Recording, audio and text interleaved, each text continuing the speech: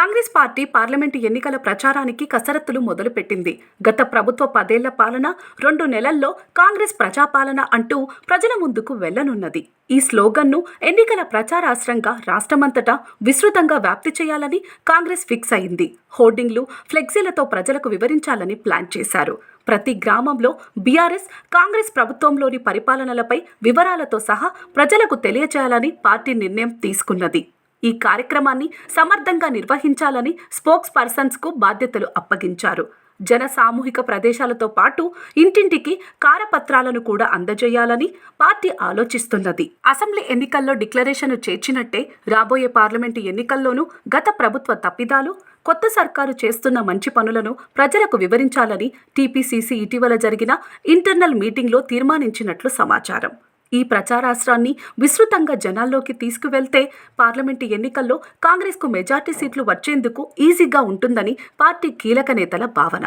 ఇక నంది అవార్డులను గద్దర్ అవార్డులుగా మార్చి తెలంగాణ ఉద్యమకారుడికి గుర్తింపు ఇచ్చామని ప్రచారం చేయనున్నారు.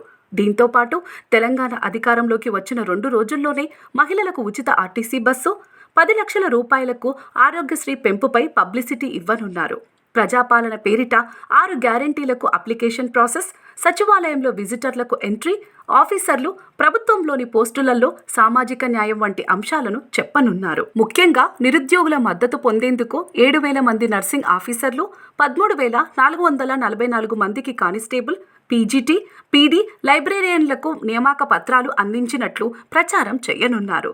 బీఆర్ఎస్ 10 ఏళ్ల పాలనలో ఉద్యోగాల నోటిఫికేషన్ ఫెయిల్, పేపర్ లీకేజీలు, రైతుల సమస్యల పరిష్కారంలో విఫలం అంటూ కాంగ్రెస్ తీవ్రంగా తప్పుబట్టనున్నది.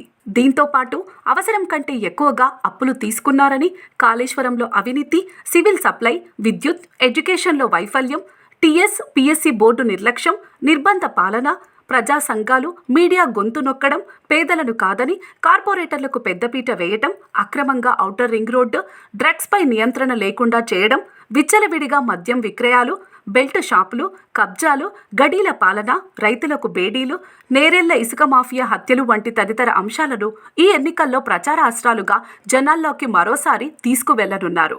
గత ప్రభుత్వ పనితీరును ఒకే చోటుకు చేర్చడం వలన ప్రజలకు పరిస్థితులన్నీ స్పష్టంగా అర్థమవుతాయనేది కాంగ్రెస్ బలమైన విశ్వాసం.